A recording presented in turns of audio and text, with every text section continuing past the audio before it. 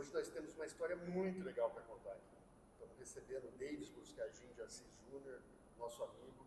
Prazer enorme te receber aqui, Júnior. Ju, o prazer é meu estar aqui com vocês. Obrigado pelo convite.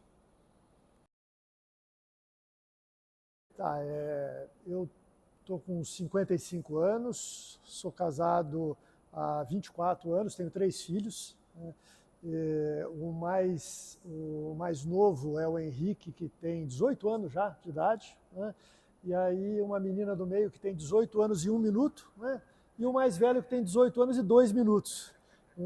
Então, são trigêmeos, nasceram na Bahia, na época que eu trabalhava numa empresa que me mandou lá para a Bahia para eu cuidar de uma fábrica lá. Então, minha esposa foi grávida para lá e teve os 3 lá na Bahia. Então, eu tenho 3 baianinhos em casa, viu? 3 baianinhos em casa.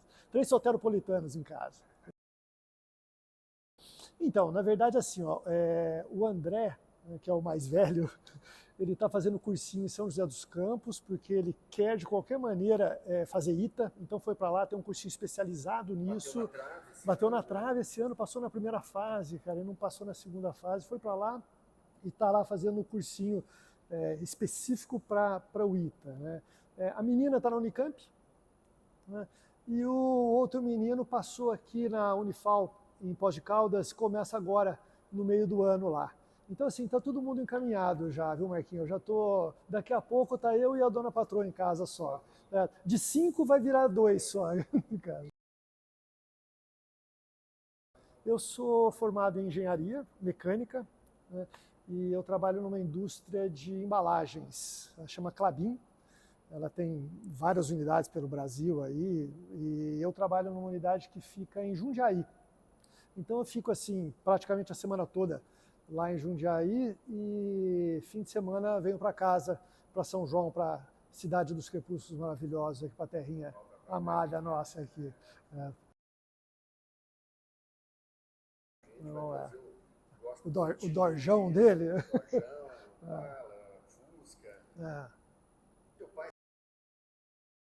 Eu acho que a relação que a nossa geração tem com carro, né, moto, é diferente da geração de hoje. Né? A gente tem um negócio com carro desde moleque. Pô, quando eu era moleque, eu pedia para o meu tio, o João, né? O João Piquinês, quem que não conhece o João Piquinês, né, cara? O meu tio do coração, né?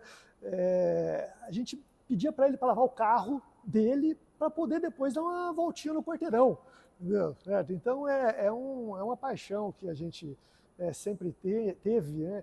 E que eu vejo que isso parece que está se perdendo, não sei se é uma impressão minha ou não, mas eu vejo pelos meus filhos.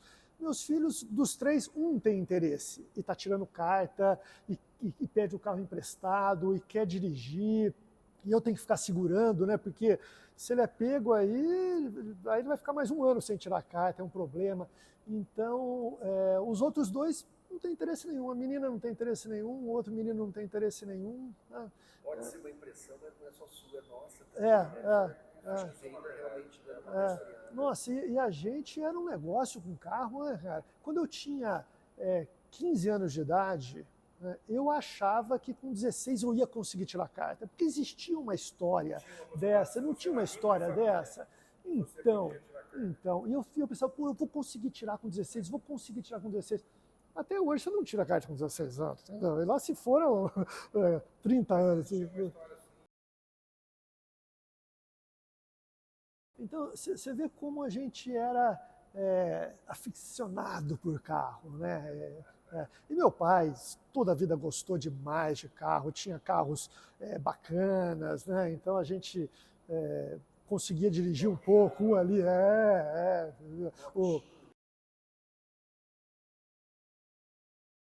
tinha Garelli, tinha uma tal de PUC, né? Moto, XL, RD, enfim, tudo que usava gasolina era desejo. Era desejo nosso. Hoje parece que é um pouco diferente. O pessoal hoje, assim, o pessoal hoje parece que quer se locomover. Então, mobilidade. Né? Então, se o cara pega um Uber, vai de um lado para o outro e está tudo certo. Né? eu vou de um lado para o outro sem precisar ir, só pelo prazer de ir, entendeu? Só pelo prazer de ir. E até tem uma coisa curiosa, a indústria tem trabalhado muito com esse negócio de direção autônoma, né? E para mim não é um negócio que me interessa, sabe? Eu quero dirigir, eu quero sentir o carro, entendeu? Eu não quero deixar o carro dirigir sozinho. Tem 21 anos e é um apaixonado por automóvel. É mesmo? Mas são exceções. São exceções. Que coisa, né? Eu acho que a sensação de liberdade. Enfim, conta um pouco disso aí pra gente. Em 86, Marquinhos, eu fazia cursinho em Campinas, né? E pô, eu vendi o almoço para comprar janta, né? Tinha um rapaz lá no cursinho, né? Eu fiz um cursinho muito bom lá em Campinas, era um integral na época, né? Na Júlio de Mesquita, um cursinho de pessoas de alto poder aquisitivo, vamos dizer assim, né? Eu era a ovelha negra lá no cursinho, mas enfim, tinha um rapaz lá que tinha um Golzinho GT, né? E ele ia com o carro para o cursinho. E o carro dele tinha, sabe aquela anteninha atrás, elétrica? Né? E ele chegava com o carro com aquela anteninha levantada, né? Parecia aquele carro de controle remoto. Era uma coisa mais linda do mundo, né? Então, desde aquela época que eu era assim, aficionado pelo Gol, né? Pelo estilo do carro. E quando saiu esse Golzinho GT com motor 1.8, era um capeta o carro, era lindo, né? Uma coisa que eu sempre sonhei muito com esse carro. Eu nunca tive condições de comprar e está tudo certo, né? As coisas vêm no seu momento, né? No momento certo, né? E, bom, enfim, eu comecei a trabalhar, né? Terminei a faculdade, comecei a trabalhar, e assim que eu comecei a trabalhar, depois de uns 6 primeiros salários, né? O Gol GTI já tinha saído, né? E aí eu fiquei mais louco ainda, né? Porque primeiro veio o GT, depois veio o GTS, né? E eu passando pela faculdade, vendo essa evolução, aí chegou o GTI, e esse carro, ele é 89. Nessa época, em 89, o meu pai comprou o restaurante Panela Velha. Em 89, no ano que saiu esse carro. Isso, ele comprou o restaurante Panela Velha. E ele pagou no restaurante Panela Velha o preço que dava para comprar esse carro. Eu me lembro certinho. Então eu pensava, puxa vida, podia ter comprado um carro. Olha só o que o cara pensa, né? É um negócio da família que sustentou a gente a vida inteira e eu querendo comprar um carro em vez de comprar um restaurante. Mas enfim, depois ali de 6 meses trabalhando, mais ou menos, eu falei, eu vou comprar. Fui no tio João Piquinês, né? Falei, João, me arruma um dinheiro para comprar o carro. Ele, pô, tá aqui, né? Aí eu fui atrás, eu trabalhava em São Paulo. E naquela época, você vai entrar na Web Motors? Não existia, né? Então pega o jornal Estadão, né? Exatamente, eu começo a ver tudo que é anúncio, né? E aí liga e procura e vai. Eu cheguei a ver uns 3 ou 4 carros, mas quando eu vi esse daqui, eu falei, não, é esse. O carro estava absolutamente impecável. Aonde? Em São Paulo. E assim, ó, sabe aquele negócio de que todo mundo, quando compra, recorta a lateral da porta para colocar o alto-falante, recorta o tampão lá atrás para colocar aquele triaxial, lembra do triaxial, né? Esse carro não tinha nada, original, totalmente original. Eu falei, nossa, esse carro, e comprei. E aí eu me tornei do dia para a noite. Ele tem ar-condicionado. Não era um opcional importante para a época, né? E do dia para a noite eu virei o cara mais feliz do mundo, né? Sonho realizado, né? E assim, eu fiquei com esse carro durante 3 anos, mais ou menos, né? Fui viajar com ele uma vez, eu, a minha esposa, que na época era minha namorada, né? E mais uma colega nossa, fomos para Porto Seguro com o carro. Fui dirigindo daqui lá, né? Uma boa, tranquilo. Né? E assim, tenho fotos daquela época lá com o carro, sabe? O carro me acompanhou e tive ótimas histórias com ele, sabe? Até que chegou um momento que a fábrica onde eu trabalhava fechou e eu fiquei sem emprego, eu precisava de outro emprego e eu optei por fazer um curso fora do país, curso de inglês fora do país, para ter alguma coisa diferente para falar na entrevista de emprego. Então eu vendi o carro, peguei o dinheiro, fui para Londres, e fiquei um tempinho lá em Londres para aprimorar o inglês, pegar um diplomazinho e tal. Isso foi em 94. Desculpa, 95. 95. Isso, 95. Então, e aí eu desfiz do carro, aquela dorzinha no coração, né, tal, mas pensando assim, poxa, isso pode me trazer frutos, vai ser importante para mim e tal. Eu resolvi, tomei a decisão e fui embora. E deu certo. Voltei. Assim que eu voltei, eu tive uma oportunidade numa empresa aí, fiz uma entrevista, fui bem e fiquei 20 anos na empresa. Rigesa, exatamente. Na época ela chamava Valinhos, isso, fiquei em Valinhos. 95 eu me desfaço dele, 96 eu entro na empresa e aí vida que segue. Entra a parte incrível dessa história. Eu não sei em que ano que você teve o start e falou, poxa, vou atrás do GTI igual que eu tive, etc. Como é que foi isso? Como é que foi esse desejo de voltar a ter o GTI? E como é que, eu quero que você conte a parte mais incrível dessa história, né? Que você foi procurar um carro e achou um carro que era seu. Então, acho que o Fábio, meu irmão, teve muita influência nisso, né? Como você já comentou aí, o Fábio gosta muito dessa história aí de carro antigo. E o Fábio tem um grupo de amigos que eu acabei entrando e fui muito bem recebido, que é a Capadócia, a Garagem Capadócia. Então tem um grupo de pessoas lá que tem carros antigos e a gente se encontra praticamente todo sábado lá para tomar uma cerveja, contar história. Não. E eu comecei a frequentar essa turma e comecei a viver esse mundo, né, do pessoal com o antigo mobilismo, carro antigo. E me voltou a história do GTI, né? Voltou, falei, puxa vida, né? Se eu tivesse meu GTI, né? E comecei a olhar em classificados, em sites, GTI e tal. E um dia eu falei para minha esposa, falei, Lu, vou comprar um GTI de novo, né? E aí ela falou, por que você não procura o carro que era seu? Que ano que era isso? Isso foi há 5 anos atrás, Jô. Foi 5 anos atrás. Isso. E a minha esposa é uma parceira. Minha esposa é uma parceira em tudo, sabe? É uma parceira em tudo. Como eu comentei, a gente foi para a Feira de Santana, meus filhos nasceram lá. Minha esposa estava grávida, cara, de trigêmeos. Eu falei para ela, vamos para a Bahia? Ela, vamos. Pô, cara, pensa bem. Pensa bem, né? Mas aí ela falou, por que você não procura o carro que era seu? Eu falei, olha que beleza, né? Aí entrei na internet, coloquei a placa do carro, que eu me lembrava da placa do carro, né? E apareceu lá, Gol GTI 89, azul Mônaco e tal. Eu falei, bom, o carro existe ainda.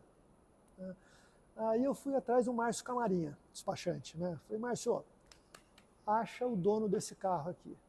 E ele voltou com o nome do cara. Fulano de tal.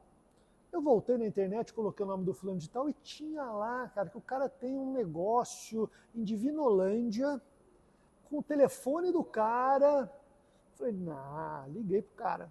Falei, um golzinho assim, certo? Falei, meu, mas não está mais em uso, já está parado há bastante tempo, não sei o que e tal. Falei, eu quero esse carro. Vou aí ver. Falei, tá bom, vem. Aí fui lá para ver o carro. Que decepção. Que decepção. Quando eu vi o carro estava bem estragado, sabe? Nada daquilo que eu... E eu fui ainda pensando, será que furaram o tampão para colocar alto-falante?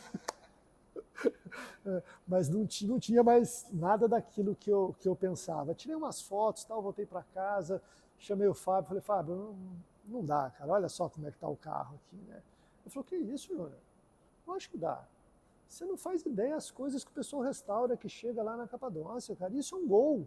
Peça de Gol é muito mais fácil de achar do que as coisas que o pessoal restaura aí, né?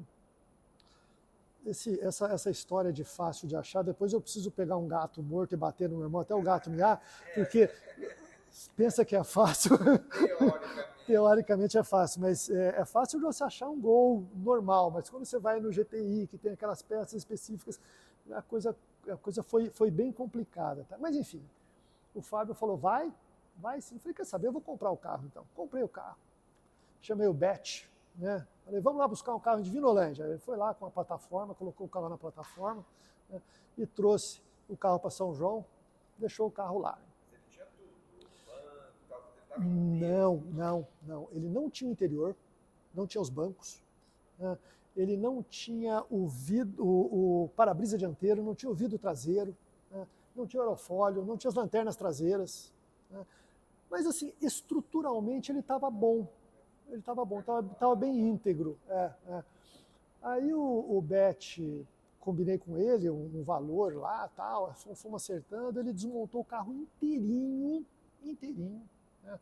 Viu o que tinha para ser feito em termos de funilaria, fez tudo, decapou o carro inteirinho, ficou só na lata, voltou, taqueou todo o carro e pintou todo o carro. Ficou um trabalho muito bem feito, gostei muito do trabalho deles lá, né?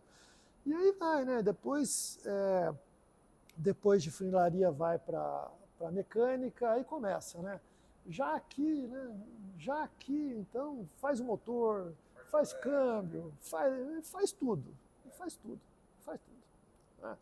E depois parte elétrica, né? Vai para outro profissional para fazer toda a parte elétrica do carro, chicote e tudo mais, e sempre procurei buscar o máximo de originalidade possível, né?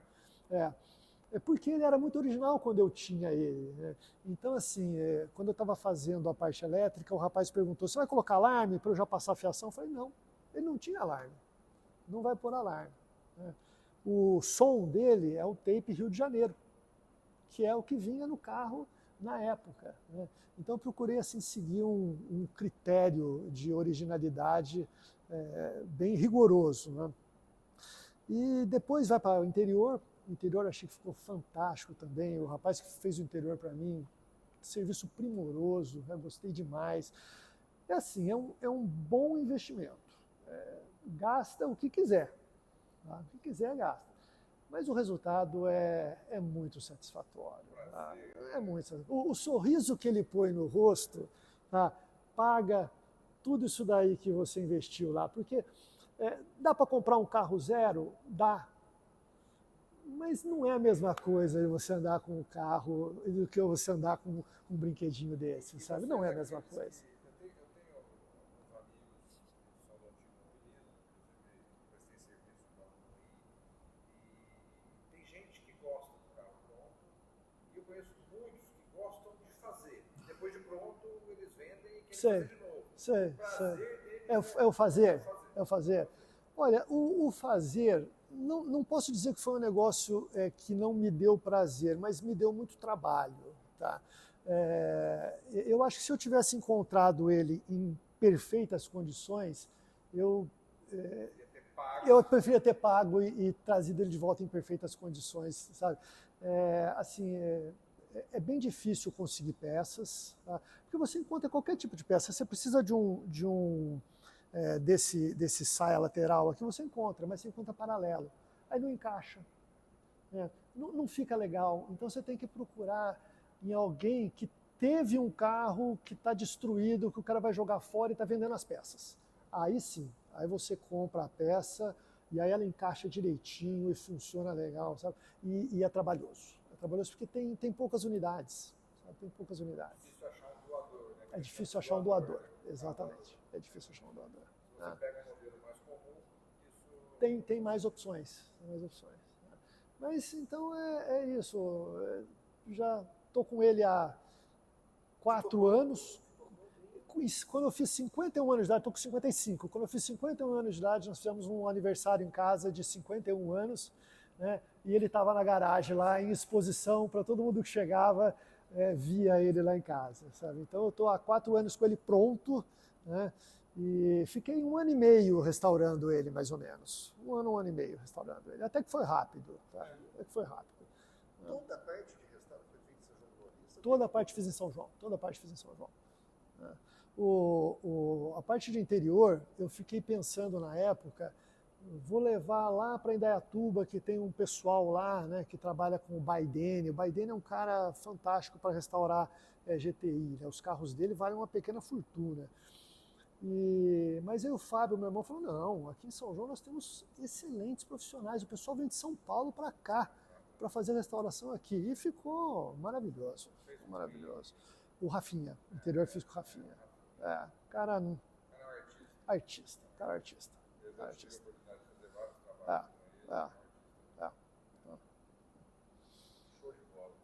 Mas é isso, Júlio. É a segunda vez que eu tenho o GTI, o mesmo GTI, é a segunda vez que eu tenho. Não pretendo vender não tão cedo, né? Eu não sei como é que eu vou fazer daqui a um tempo, porque, de novo, não vejo interesse nos meus filhos, né? Então, em algum momento, acho que eu vou acabar vendendo. Tá? Mas não é hora, de jeito nenhum. As coisas são cíclicas, deixa talvez. E você sabe que é gostoso. Esses dias eu fui com ele para Jundiaí, lá para a fábrica onde eu trabalho, né? Na estrada, o pessoal passa e buzina. Buzina, faz joia, abana a mão, sabe? Porque é diferente, né? O primeiro carro com injeção eletrônica. Isso aí lá fora era relativamente comum, mas aqui, aliás, lá fora já existia há muito tempo, né? Se você pega, por exemplo, uma Porsche, uma Mercedes 74, já tinha a injeção. primeira injeção, que é uma injeção, ela é uma injeção eletromecânica, chamada caixa eletrônica da Bosch. Certo. É um negócio que não funcionava na época, você imagina hoje. Não funciona, para equalizar aquilo lá é terrível. Tanto é que as pessoas que têm esses carros antigos, elas voltam para o carburador Weber para poder usá-los, porque separou e aqui no Brasil não tem uma máquina que equaliza. Entendi. Parece um cara aí em São Paulo que inventou um jeito de equalizar. De novo, volta na questão da mão de obra, né, Marquinhos? É difícil, viu? É difícil. O pessoal hoje tem se especializado em carros modernos, né? O cara espeta o computador no carro, vê qual é o defeito, vai lá, troca a peça e acabou, né? É diferente. Show de bola. Mas é isso. Júlio, eu queria te agradecer por você dar esse depoimento, trazer um código aqui para a gente ver, para a nossa audiência, conhecer essa história incrível. Eu que agradeço a oportunidade de vir aqui falar com vocês. Tá? É um prazer enorme. Parabéns. Obrigado, João. Os papos voltam em breve, contando mais